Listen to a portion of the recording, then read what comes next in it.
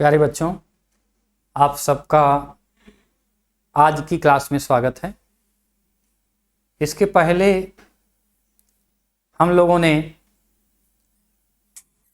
उपमा अलंकार पढ़ा है और उपमा अलंकार जो पढ़ाया गया है, मैंने देखा है कि उसमें बच्चों ने ये स्पष्ट रूप से लिखा है कि सर हमें समझ में आ रहा है, और ये जानकर सुनकर हमें बहुत खुशी भी होती है कि आप लोगों को समझ में आ रहा है। अच्छी बात है और आना भी चाहिए, इसीलिए पढ़ाया जाता है। लेकिन एक चीज़ और भी है कि अगर आप कुछ समस्याएं रखते हैं तो वो भी हमें बहुत अच्छा लगता है। अगर कुछ समस्याएं रखते हैं तो वो भी बहुत अच्छा लगता है। इसलिए समस्या को रखने में किसी तरह का संकोच मत करिएगा। समस्या को रखने में किसी तरह का संकोच मत करिएगा। और ये मैं जानता हूँ, क्योंकि भाई मैं पढ़ाता हूँ तो मैं जानता हूँ, मुझे अनुभव है कि कहाँ पे समस्या होती है बच्चों को, कहाँ पे समस्या नहीं होती है, कैसे पढ़ाया जाए तो उनको अच्छी तरीके से समझ में आता है। तो चलते हैं आज। कल हम लोगों ने बेटा, या पिछले टर्न पे, या जिस अलंकार से इस अलंकार का संबंध है वो कौन सा अलंकार है, मैंने आपको बताया था। कौन सा अलंकार है बेटा? उपमा अलंकार। उपमा अलंकार को पढ़ाते समय मैंने बताया था कि उपमा अलंकार में कौन क्या क्या चीज होते हैं। होता है बेटा उपमान, उपमेय, उपमा वाचक शब्द, और होता है साधारण धर्म।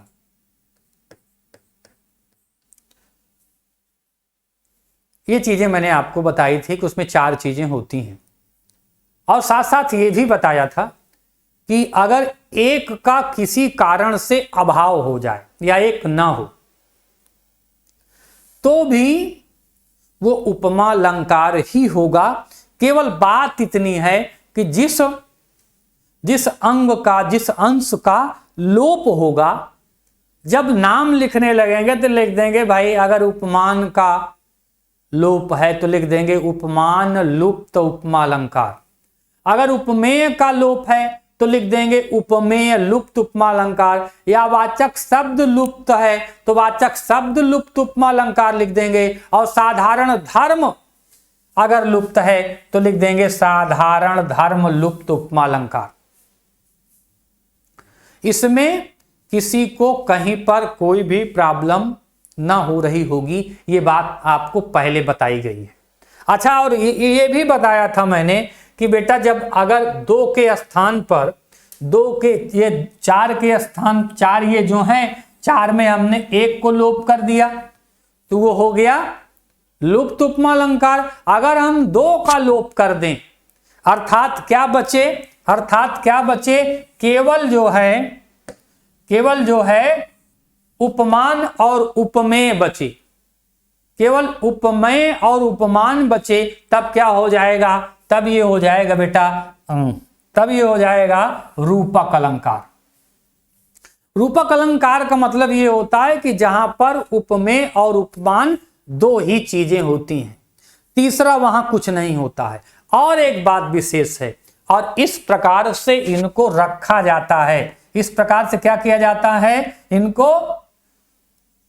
इस प्रकार से इनको क्या किया जाता है? रखा जाता है कि दोनों का अंतर न समझ में आए, ये न पता चले, दोनों एक जैसे लगें। जैसे उदाहरण के रूप में, जैसे दीवार बनती है तो एक ईंट के ऊपर दूसरी ईंट रख दी जाती है। वो अलग तो है, अलग तो अस्तित्व है, लेकिन दोनों एक जैसी लगती हैं, एक होती नहीं है। दोनों ईंटें अलग अलग हैं लेकिन दोनों एक जैसी लगती हैं। इसी प्रकार से जब उपमा रूपक अलंकार में उपमान और उपमेय का भेद रहित आरोप कर दिया जाए, भेद रहित का मतलब दोनों में अंतर न दिखाई दे, तो वहीं पे क्या किया जाता है भाई, वहीं पे रूपक अलंकार हो जाता है। तो रूपक अलंकार का मतलब क्या है कि ऐसा उपमा, ऐसा जो है उपमेय में उपमान का, क्या लिखते हैं भाई, जब हम उपमेय में उपमान का भेद रहित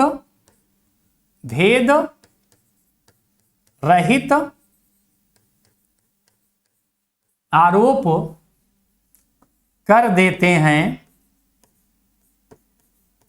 तो वहां रूपक अलंकार होता है। ये हो गई एक परिभाषा। पहली परिभाषा क्या हो गई भाई, जब हम उपमेय में उपमान का भेद रहित आरोप कर देते हैं। दूसरी परिभाषा लिखा है कि रूपकम रूपितारोपो विषय निरपह नवी। ये आपको कठिन लग सकता है, ये मैं आपको बता रहा हूं केवल कि विषय के निर्वहन के लिए, विषय को व्यक्त करने के लिए, विषय को बताने के लिए क्या कर दिया जाता है, उपमेय का उपमान में जब आरोप कर दिया जाता है, जब दोनों एक जैसे लगते हैं तो उसको क्या कहा जाता है भाई, उसको रूपक अलंकार कहा जाता है। अब देखिए, अब मुझे विश्वास है भाई, और आप लोगों के जो आज तक कमेंट मिले हैं, जो आप लोगों की रुचि का मुझे पता चला है या जो मैंने अनुभव किया है, मुझको लगता है कि अब आप लोगों को समझ में आ जाएगा, कहीं पर कोई भी दिक्कत नहीं है। अब कह रहे हैं कि उदाहरण यहां लिख देते हैं। उदाहरण पहला कि उदित उदयगिरि मंच पर रघुवर बाल पतंग अब विकसे संत सरोज सब हर्षे लोचन भृंग। अब यहां पे दो चीजें हैं, क्या क्या बताया भाई, उपमेय और उपमान। अब देखिए, एक बात अब फिर मैं आपको बताए दे रहा हूं, एक बार फिर से बताए दे रहा हूं। हालांकि मैंने कहा था कि आपको उपमेय और उपमेय किसको कहते हैं और उपमान किसको कहते हैं, इसका ध्यान हमेशा रखना होगा जब तक अर्थालंकार पढ़ेंगे। अब क्या होगा, उपमेय कौन है, जिसकी उपमा दी जा रही है, जिसकी, क्या लिखा था बेटा, जिसकी। उपमेय उसको कहते हैं जिसकी,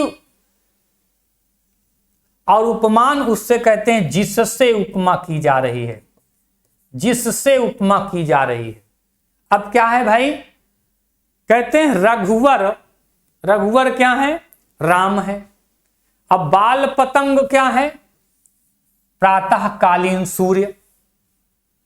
रघुवर क्या है, राम है। राम की किससे तुलना की जा रही है, बाल पतंग से, अर्थात प्रातःकालीन सूर्य से।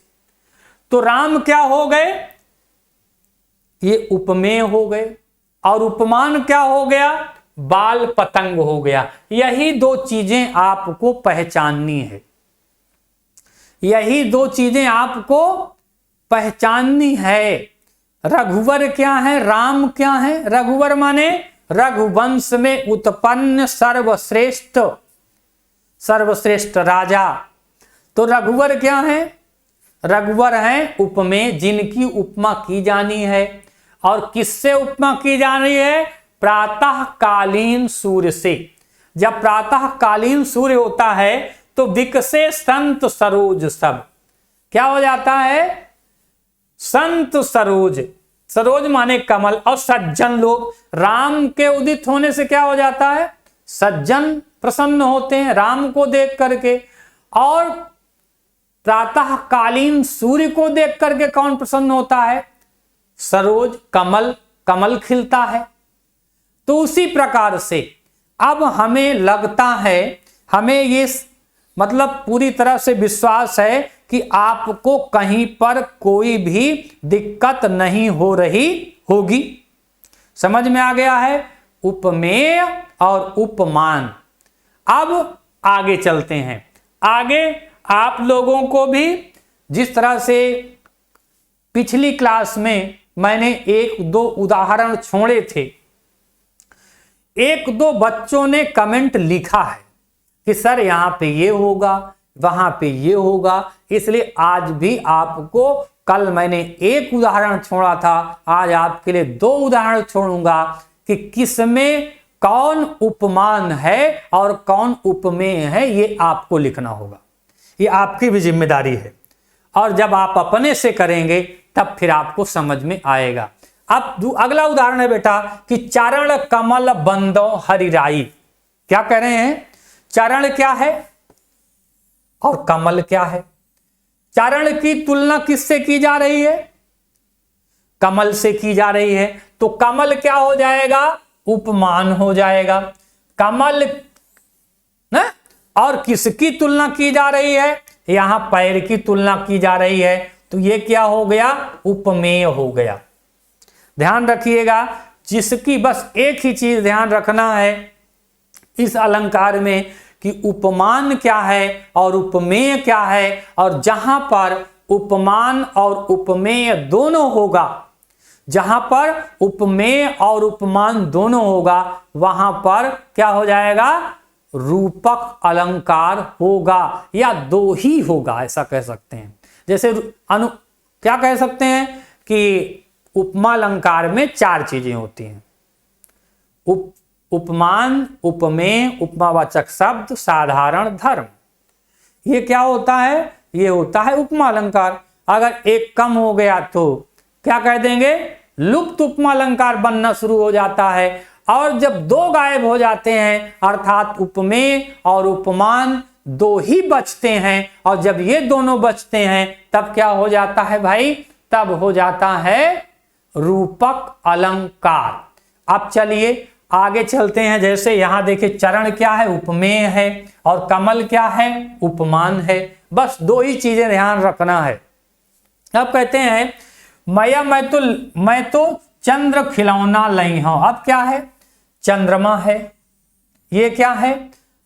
चंद्रमा क्या है और खिलौना क्या है? चंद्रमा क्या है? चंद्रमा के समान खिलौना लेंगे भाई। चंद्र खिलौना चंद्रमा के समान तेजस्वी, चमकने वाला, प्रकाशमान होने वाला, शीतल आदि आदि। खिलौना कैसा होना चाहिए? चंद्रमा की तरह होना चाहिए, चंद्रमा के गुणों से मिलता जुलता होना चाहिए। अब देखिए, अगर यहां पे समान लिखा होता तो उपमा अलंकार हो जाता। अब यहां पे केवल दो चीजें लिखी हैं, उपमान लिखा है, उपमेय लिखा है। उपमान लिखा है, उपमेय लिखा है, समान नहीं लिखा है, साधारण धर्म नहीं लिखा है। न साधारण धर्म क्या है दोनों का? भाई सुंदरता है। और क्या है? समान नहीं लिखा है। इन दोनों का अभाव है। जब इन दोनों का अभाव है, अर्थात किसका? उपमावाचक शब्द और साधारण धर्म दोनों नहीं पाया जाता है, उपमान और उपमेय ही पाया जाता है, तब क्या हो जाएगा? उपमा अलंकार हो जाएगा। अच्छा, कुछ बच्चे बहुत तेज चलते हैं, कुछ बच्चे बहुत तेज चलते हैं। कहें सर आपने तो एक कम किया, तो पहले क्या बनाया? पहले बनाया कि जो है लुप्त उपमा अलंकार। अब दो आपने गायब कर दिया है, आपने क्या किया, 2 गायब कर दिया, 2 बचा। और 2 कौन कौन सा बचा बेटा, बचा उपमेय, उपमेय और उपमान बचा। उपमेय और उपमान बचा। आप कह दें कि भैया हम उपमेय को भी नहीं रखना चाहते हैं, हम उपमेय को भी गायब कर देंगे, केवल उपमान रखेंगे। केवल क्या रखेंगे, केवल उपमान रखेंगे, तो क्या हो जाएगा बेटा, उत्प्रेक्षा अलंकार हो जाएगा। ठीक है, और जब उत्प्रेक्षा अलंकार पढ़ाएंगे तो उसको भी इसी तरह से बिल्कुल डिटेल से समझा के पढ़ाएंगे, लेकिन आपको जानकारी के लिए हल्का सा हिंट दे दिया गया है। तो कह रहे हैं यहां क्या है, चंद्रमा क्या है बेटा, उपमेय है। किसके लिए, खिलौना के लिए ना। खिलौना किसके समान है, चंद्रमा के समान है। अब समान बोल देता हूं अर्थ समझाने के लिए, ये मत बोल देना कि सर समान बोल रहे थे इसलिए उपमा अलंकार हो जाएगा, क्योंकि दोनों में, तीनों में, उपमा में, रूपक में, उत्प्रेक्षा में, तीनों में आपस में संबंध है, तीनों आपस में एक दूसरे से जुड़े हैं, तो इसलिए कुछ ना कुछ विशेषताएं एक दूसरे से मिलती जुलती हैं, पाई जाती हैं। चलते हैं आगे, अगला उदाहरण देखते हैं कि वन शारदी चंद्रिका चादर ओढ़े। क्या कहते हैं, चंद्रिका और चादर ओढ़े। कौन ओढ़ा है भाई, चंद्रिका माने चांदनी का, चांदनी, चांदनी माने स्वच्छ प्रकाश। क्या है, चांदनी क्या है, स्वच्छ प्रकाश है, वो उपमेय है। और चादर क्या है, वस्त्र की बात है, माने ओढ़े है। तो किसके समान चादर ओढ़े है, हाँ? चंद्रिका के समान, चांदनी के समान स्वच्छ निर्मल निष्कलंक सफेद ना।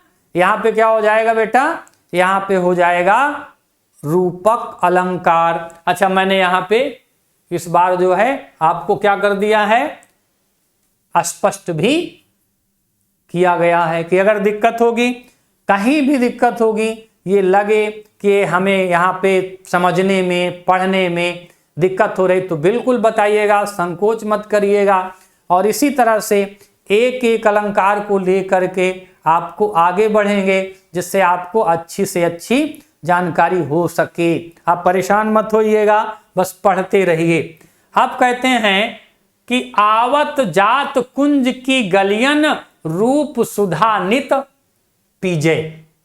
अब क्या हो गया है भाई, आवत जात कुंज, कुंज माने लता, गलियन में रूप सुधा, रूप सुधा नित पीजे। अब रूप सुधा क्या है और कुंज क्या है, आवत जात कुंज क्या हो गया, लता,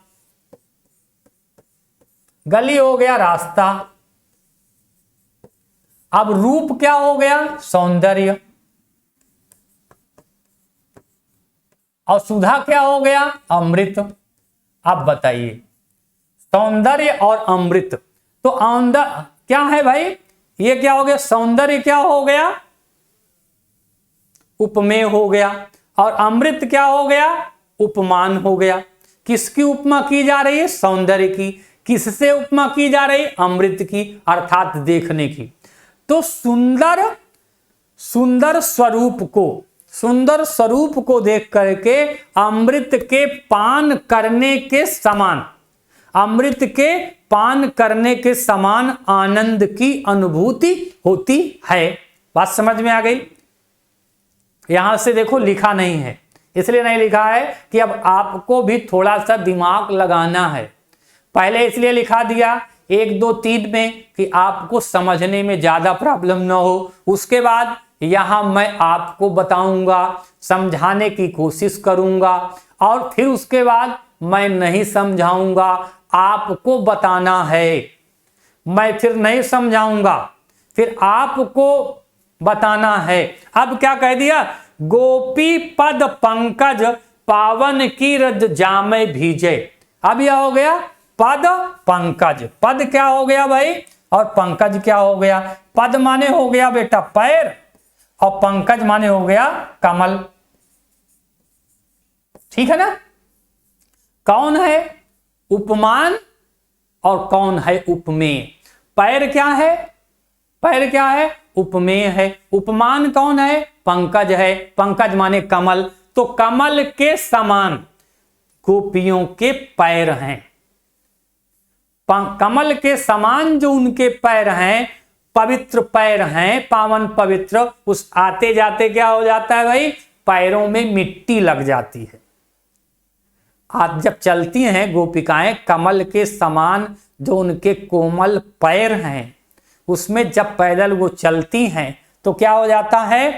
रज जामय भीजे, रज के कण लगते हैं, मिट्टी में भीज पानी में भीज जाते हैं, मतलब गंदे हो जाते हैं ना। अब कहीं से आते तो पहले हाथ पैर धुलते हैं। अब मुझे लगता है कि आगे के उदाहरणों में आपको कोई भी प्रॉब्लम होने वाली नहीं है। फिर भी अभी मैं आपको बताते चलता हूं। कहते हैं गोपी, अब देखिए फिर वही आ गया। कहते हैं प्रश्न चिन्हों में उठी है भाग्य सागर की हुलूरों। प्रश्न चिन्हों में उठी है भाग्य सागर की हिलोरें। ये क्या है भाई?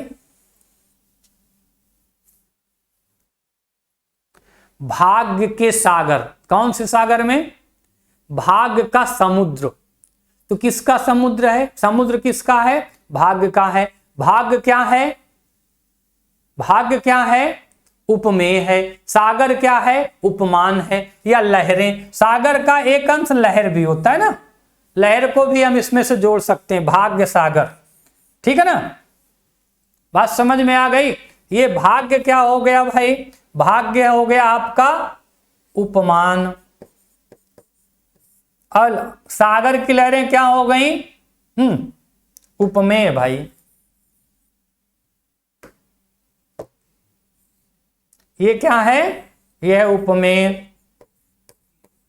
ये दोनों भाग्य और सागर की हिलोरें क्या है? उपमान। इसके माध्यम से सागर की लहरें जिस प्रकार से चलती हैं, सागर की लहरें जिस प्रकार से चलती हैं, उसी प्रकार से आपका भाग्य भी आगे की तरफ बढ़ रहा है। जैसे सागर की लहरें हिलती गुलती चलती हैं, ज्वार भाटा आता है, तूफान आता है, ठीक उसी प्रकार का आपका भाग्य भी क्या है? स्थिर नहीं है, गतिशील है। कभी भाग्य ऊपर की तरफ जाता है, कभी नीचे की तरफ आता है। ठीक है। अब अगर यहां पे देखिए, अगर यहां पे दो चीजें और हो जाएं, जैसे हमने बताया भागर सागर के समान बोल दिया ना, अर्थ बताते समय निकल आता है, और समान का मतलब हो जाएगा तो हो जाएगा उपमा अलंकार। अब यहां भाग्य सागर लिखा है और लहरें लिखा हुआ है, तो कहने का मतलब क्या है? भाग्य सागर की लहर, अर्थात क्या लिखा है? उपमान भी लिखा है और उपमेय भी लिखा है, या उपमेय भी लिखा है, उपमान भी लिखा है, दोनों चीजें लिखी हुई हैं। और जब दो चीजें होंगी बेटा, उपमेय और उपमान होगा, केवल जब दो चीजें होगी, बस यही ध्यान रखना है। सबसे बड़ी बात ध्यान ये रखना है कि रूपक अलंकार में उपमेय और उपमान दो चीजें जहां भी पाई जाएगी, जहां भी दिखेगी, अरे एक की तुलना की जा रही है और एक से तुलना की जा रही है, एक की तुलना की जा रही, एक से तुलना की जा रही है। और से और की के विषय में उपमा अलंकार में भी बहुत देर तक मैंने बताया है, समझाने की कोशिश की है, आज भी कई बार बता चुका हूं। और इसको ध्यान रखना है, अगर आपने उपमान और उपमेय या उपमेय और उपमान इसमें जरा सा भी गड़बड़ किया, अगर जरा सा भी गड़बड़ किया, जरा सा भी लापरवाही की, तो अर्थालंकार समझने में रटने के सिवा फिर आप परिभाषा रटेंगे और कोई दूसरा रास्ता बचने वाला नहीं है, न दूसरा रास्ता मिलने वाला है। इसको याद करने का, इसको समझने का, परिभाषा अपने से लिखने का, यही एक रास्ता है कि सबसे पहले जब ही हम अर्थालंकार को पढ़ना शुरू करते हैं, तो सबसे पहले हमें क्या करना है भाई, हमने आपको पहले भी कहा था और आज भी कह रहे हैं कि इसको बिल्कुल से समझ लेना है कि उपमेय क्या है और उपमान क्या है। उपमेय वो है बेटा जिसकी उपमा की जानी है, उपमान वो है जिससे उपमा की जानी है। जैसे अभी आया, तमाम उदाहरण है, जैसे क्या बताएं, कितनी बार बताएं। अब गोपी पद पंकज, फिर वही आ गया, अभी ये उदाहरण आया भी था, कोई बात नहीं है, अब इसको बता भी चुके हैं, कोई बात नहीं है, ये भी हो गया। अब आगे चलते हैं कि बाहुरी, बाहुरी बदन विदु अंचल ढाकी। क्या बेटा, बदन विदु, बदन माने शरीर और विदु माने चंद्रमा।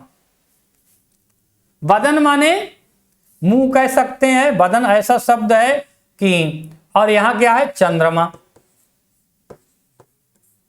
तो क्या है, उपमान है भैया चंद्रमा, और ये क्या है, उपमेय है। तो चंद्रमा, चंद्रमा के समान जो उसका मुख है, क्या कर दिया है उसने, उसको ढक लिया, आंचल से ढक लिया है। मुख कैसा है, मुंह कैसा है, चंद्रमा के समान है। फिर ध्यान रखिएगा, अर्थ को बताने के लिए, समझाने के लिए मैं समान बोल दे रहा हूं, लेकिन समान बोलने का मतलब ये नहीं है कि यहां पे बेटा उपमा अलंकार हो जाएगा। यहां पे समान शब्द को बताने वाला किसी भी शब्द का प्रयोग नहीं किया गया है, केवल उपमेय और उपमान का प्रयोग किया गया है। मुझे पूरा विश्वास है कि आपको अच्छी तरीके से समझ में आएगा, किसी को कहीं पर कोई दिक्कत नहीं होगी। बस ध्यान से पढ़िएगा, ध्यान से बताइएगा, जहां समझ में ना आइए कमेंट करिए। वैसे हमें तो लग रहा है कि जो कुछ इसके पहले हमने बताया है वो आपको समझ में आया है, और हमने आपको क्रमशः 4 अलंकार बताए हैं। शब्दालंकार के 3 अलंकार बेटा, और अर्थालंकार के 1 अलंकार बताया हूं, आज दूसरा है। तो आज तक की क्लास को अगर हम उसमें जोड़ लेते हैं तो 5 क्लास हो गई, 5 अलंकार हमने आपको बताया है, और कहीं पे कोई दिक्कत नहीं होगी। आप चाहते हैं भाई इसमें आप लोगों को बताना है कि उपमान कौन है और उपमेय कौन है। क्या है भाई, उपमान और उपमेय, ये आपको बताना है भाई कि इसमें उपमान कौन है और उपमेय कौन है। और कुछ ज्यादा नहीं लिखना है, आपको लिख देना है उपमान, या लिख देते हैं उपमेय, और बराबर करके लिख देना है शब्द, और लिख देना है उपमान, और बराबर करके लिख देना है शब्द। कुछ ज्यादा नहीं लिखना है, एक शब्द टाइप करना है, उपमेय बराबर लिख देना है, ये वाला सर है, और उपमान कौन है, ये है। बस उसके आगे ज्यादा नहीं। मैं देखा हूं कि बहुत डिटेल से बच्चे लिखते हैं, तो पैसेज टाइप लिखने की जरूरत नहीं है। जो आप मेन पॉइंट पर आइए, मेन बिंदु पर आइए, उस प्रश्न का आप सही सही आपको जवाब देना है। ये आपके लिए पहला प्रश्न है, आपके लिए पहला प्रश्न है, ठीक है। इस प्रश्न का जवाब आपको देना है। अब चलते हैं, अब हम शोभा सिंधु ना अंत रही, इसका भी आपको देना है। छोटे छोटे वाक्य हैं, 2 का देना है। आपको लिखना है उपमेय बराबर कहां है और उपमान बराबर कहां है, ये आपको लिखना है, ठीक है ना। किसी को कहीं पर कोई भी प्रॉब्लम होगी तो बताएंगे, और इसी तरीके से लिखेंगे तो मुझे बड़ी प्रसन्नता होगी, बड़ा अच्छा लगेगा कि आप लोगों ने बहुत ध्यान से काम को किया है, पढ़ा है ना। और ये उदाहरण पहले भी करके आए हैं, ठीक है। अब चलते हैं आगे। वाक्य गायन अत्यंत निपुण, भाव पार न पावे कोई। क्या है, वाक्य गायन अत्यंत निपुण, भाव पार न पावे कोई। क्या है भाई, अब इसको कहते हैं गायन निपुण तक, यहां तक एक साथ रख लेते हैं ना। क्योंकि गायन और निपुणता ये दोनों एक दूसरे के से जुड़े हुए हैं। तो वाक्य गायन से भी हो जाएगा, और निपुण का मतलब पारंगत होता है, तो किसमें? गायन में निपुण है, क्योंकि दोनों एक दूसरे से जुड़े हुए हैं। तो क्या हो गया भाई? इस हो गया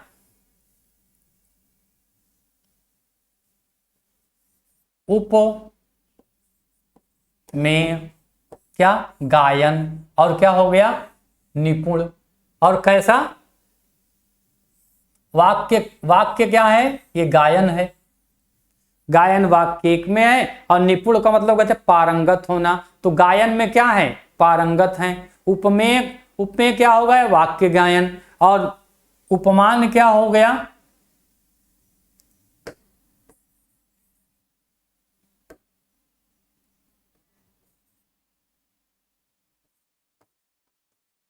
निपुण।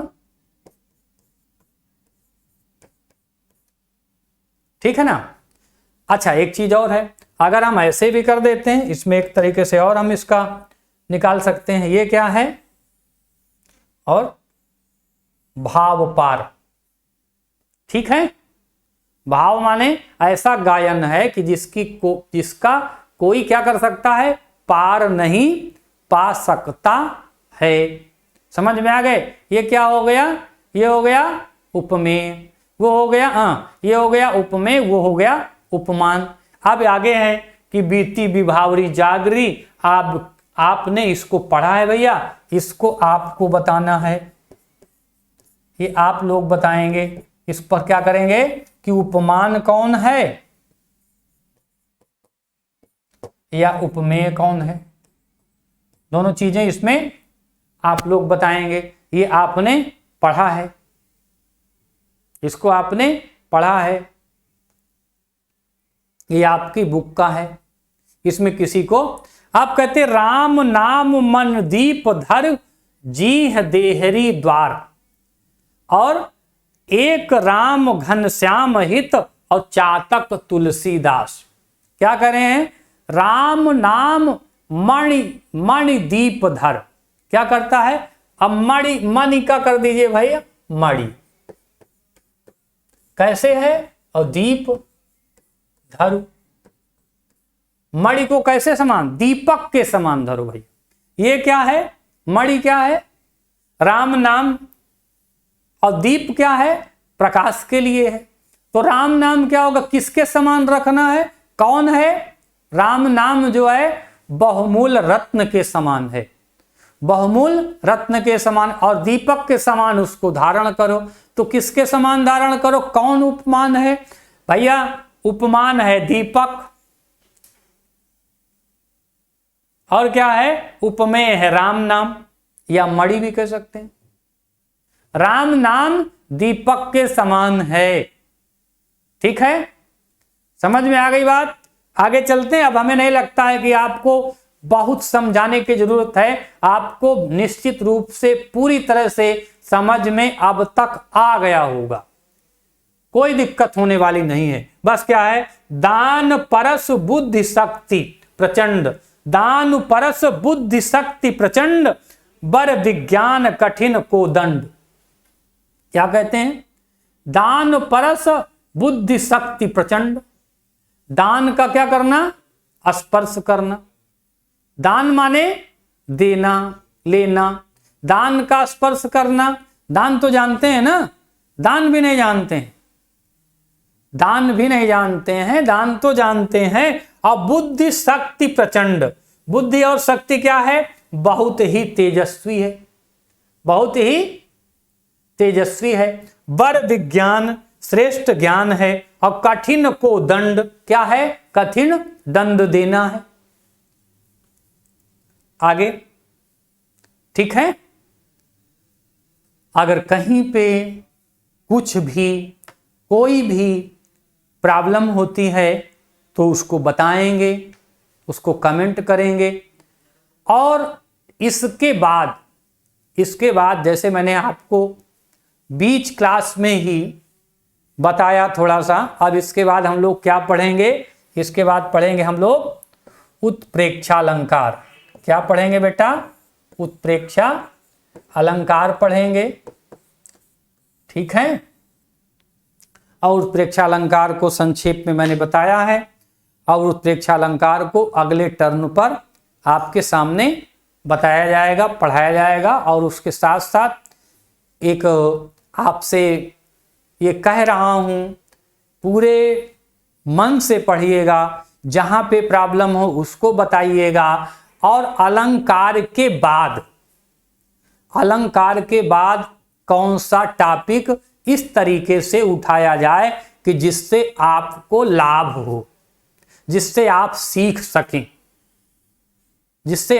सीख सकें, वो आप बताइएगा। और क्या ये तरीका ठीक है कि एक क्लास में केवल एक टॉपिक पर, एक रस पर, या एक छंद पर, या एक अलंकार पर ही बात करनी चाहिए, कि एक दिन में कई अलंकारों पर, कई छंदों पर, या कई रसों पर बात करनी चाहिए? आपके लिए क्या है, कैसे आपके लिए आपका ज़्यादा से ज़्यादा कैसे हित हो सकता है, इस बात को भी कमेंट में लिखना है। 3 चीज़ें मैंने आपको बताई हैं। एक तो आपको उदाहरण में उपमान और उपमेय ढूंढ करके लिखना है, उपमान और उपमेय ढूंढ करके लिखना है, पहला काम। और दूसरा काम आपको हमने ये बताया है कि जिस तरीके से आपको ये पढ़ाया जा रहा है, दूसरा कमेंट करने के लिए बताया है कि जिस तरीके से ये पढ़ाया जा रहा है, क्या इस अलंकार के प्रकरण के बाद रस के विषय में और छंद के विषय में भी इसी तरीके की क्लास लाई जाए? आपके लिए वो कैसा होगा, अच्छा होगा, खराब होगा, आप उसको निसंकोच बताएंगे, और उसी के आधार पर अगली क्लास को हम लोग आपके सामने लाएंगे। आज की क्लास के लिए आप सबको बहुत बहुत धन्यवाद, बहुत बहुत आशीर्वाद, बहुत बहुत शुभकामनाएं। पढ़ते रहिए, बढ़ते रहिए, लाइक करते रहिए, शेयर करते रहिए, कमेंट करते रहिए। और जय महादेव का, जय महाकाल का, भोलेनाथ का और विद्याकुल का सबका आभार व्यक्त करते रहिए। और हम लोग आपस में इसी तरह से पढ़ करके आगे बढ़ते चले जाएंगे। Okay, thank you, bye bye.